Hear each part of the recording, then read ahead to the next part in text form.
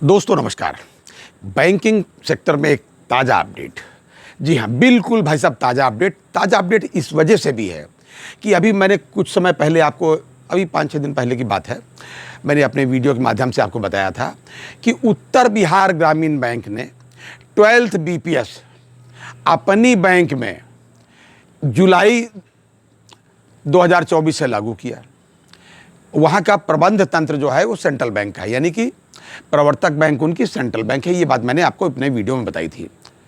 खैर, उनसे पूछना चाहिए भैया, क्या सेंट्रल बैंक वालों यानी मैनेजमेंट के जो भी लोग हैं, चेयरमैन साहब हो, GM साहब, लोग जो भी रहे हों, क्या उन्होंने भी 12th BPS जो है जुलाई 24 से लिया है, 1 नवंबर 22 से नहीं लिया है? खैर, ये मैंने उनको बताया, भगवान ने उनको सद्बुद्धि अभी तक दी या नहीं दी, मेरे पास अभी तक सूचना नहीं है।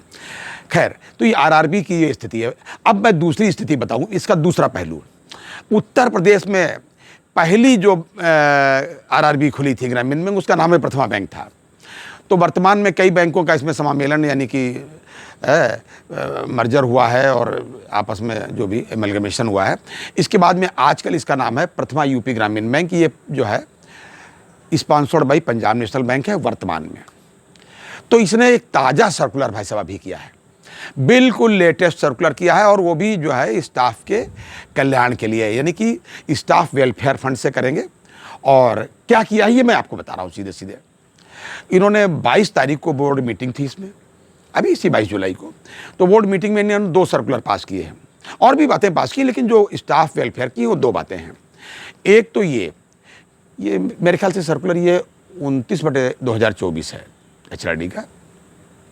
उसमें उन्होंने ये पास किया है, ये सर्कुलर किया, कल ही सर्कुलर किया 30 तारीख को, कि साहब जो भी फिजिकली चैलेंज लोग हैं, हमारे स्टाफ है जी, फिजिकली चैलेंज बहुत ही दुखद बात होती है, लेकिन है, तो उनको हम वर्ष में 4 दिन की स्पेशल लीव देंगे।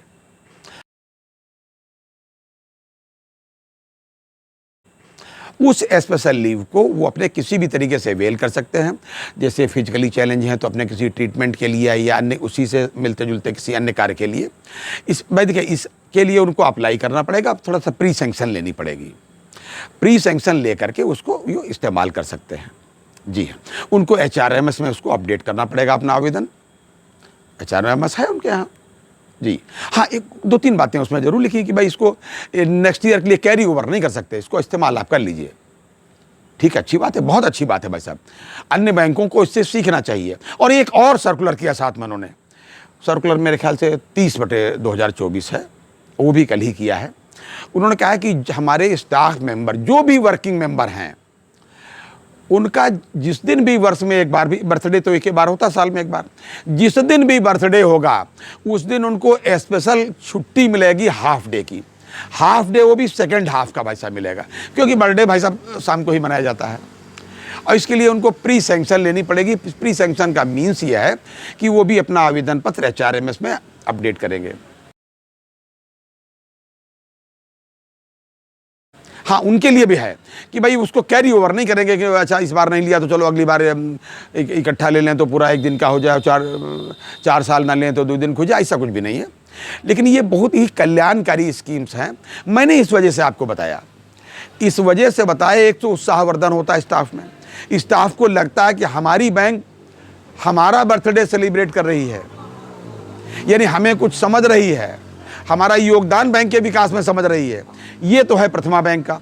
और दूसरी, उत्तर प्रदेश में केवल 3 ही RRB हैं, बड़ौदा UP ग्रामीण बैंक और आर्यावर्त बैंक। आर्यावर्त बैंक का तो हालचाल ही दूसरा है। अरे, बैंक ऑफ इंडिया तो रिस्पॉन्सर्ड है भाई, वो भी उत्तर प्रदेश की राजधानी लखनऊ में इसका मुख्यालय है।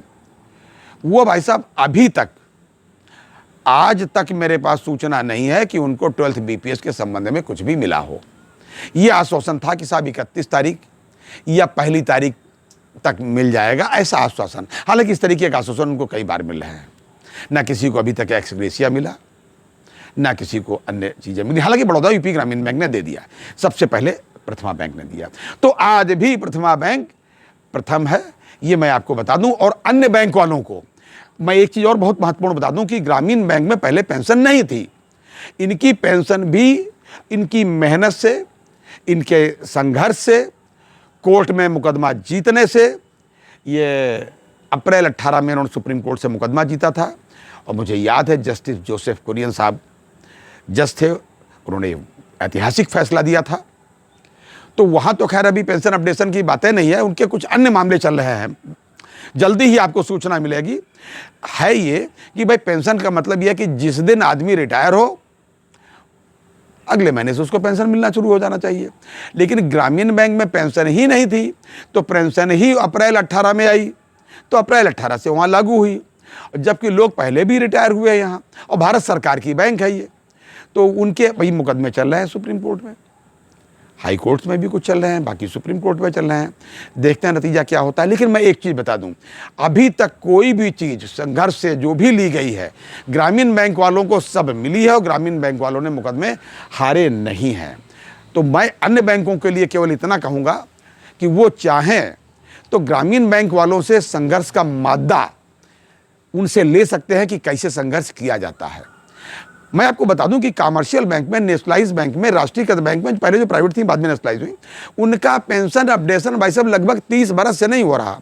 और आज भी भाई साहब बहुत महत्वपूर्ण केस था, 31 जुलाई आज है, आज बहुत महत्वपूर्ण केस MC सिंगला साहब का लगा हुआ था सुप्रीम कोर्ट में।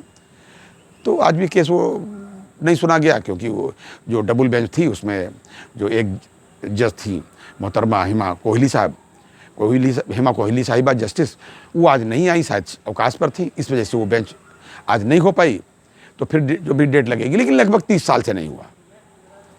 तो ये था आज तक का अपडेट। अगली बार अन्य अपडेट के साथ, तब तक अपना ध्यान रखिए। जय हिंद, जय भारत, नमस्कार।